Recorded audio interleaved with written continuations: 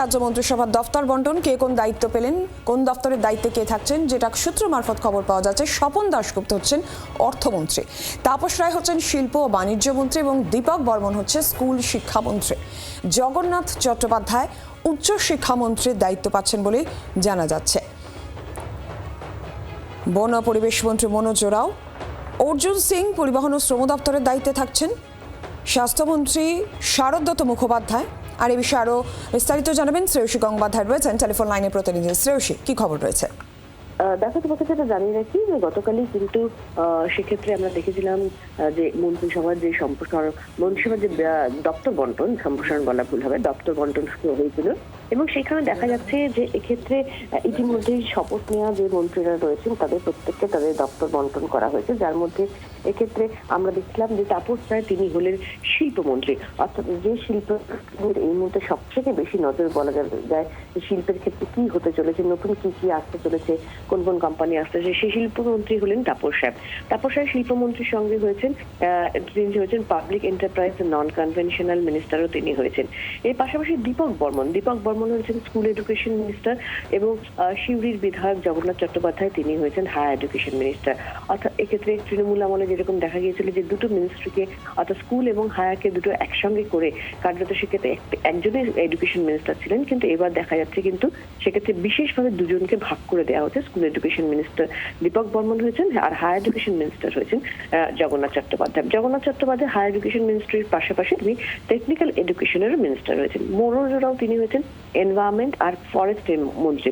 অর্জুন সিং তিনি হচ্ছেন ট্রান্সপোর্ট এবং লেবারের মিনিস্টার। এছাড়া মালতী রাভা রয় আমরা জানি তিনি হচ্ছেন যে এক্ষেত্রে তিনি নারী ও শিশু কল্যাণ, এর সঙ্গে সঙ্গে সেলফ হেল্প গ্রুপ এবং প্রোগ্রাম মনিটরিং এর মিনিস্টার হয়েছেন। দীপক বর্মন আমরা যেটা বললাম যে এক্ষেত্রে তিনি স্কুল এডুকেশন মিনিস্টার হয়েছেন, কিন্তু এর সঙ্গে সঙ্গে তিনি হয়েছেন হাউজিং এবং এমএসএমই এর মন্ত্রী। এছাড়া আইএনসিএ অর্থাৎ ইনফরমেশন অ্যান্ড কালচারাল অ্যাফেয়ার্স এর রাষ্ট্রমন্ত্রী হয়েছেন পূর্ণিমা চক্রবর্তী। ফলে এক্ষেত্রে এবং তোমাকে জানিয়ে রাখি ইন্দ্রনীল খান তিনি হয়েছেন ক্রীড়া অর্থাৎ স্পোর্টস মিনিস্টার।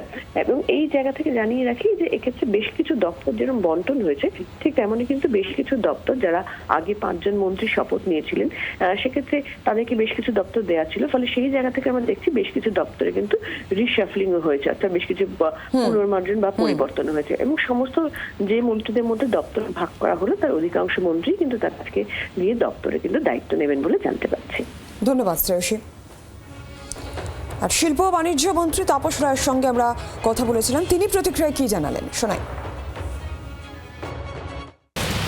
আমি কৃতজ্ঞ মুখ্যমন্ত্রী শুভেন্দু অধিকারীর কাছে এবং আমার দল ভারতীয় জনতা পার্টির কাছে। গুরু দায়িত্ব, কঠিন দায়িত্ব, সেই দায়িত্ব পালন করতে হবে, যেন পালন করতে পারি ঈশ্বরের কাছে সেই কামনা করছি।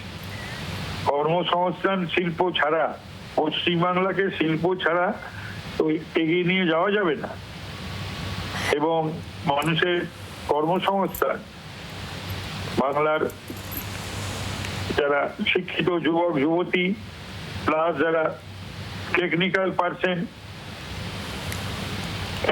এদেরকে যদি কর্মের সুযোগ করে দিতে হয় তাহলে তো শিল্প মাস্ট।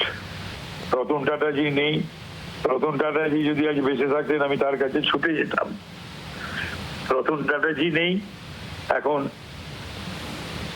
টাটাদের যারা দায়িত্ব রয়েছে তাদের ফিরিয়ে যাতে আনা যায় তার ব্যবস্থা করতে হবে এবং টাটারা যদি আবার ফিরে আসে তাদের সঙ্গে দেশ বিদেশের বহু শিল্পপতি বিনিয়োগ করবে পশ্চিমবাংলায়।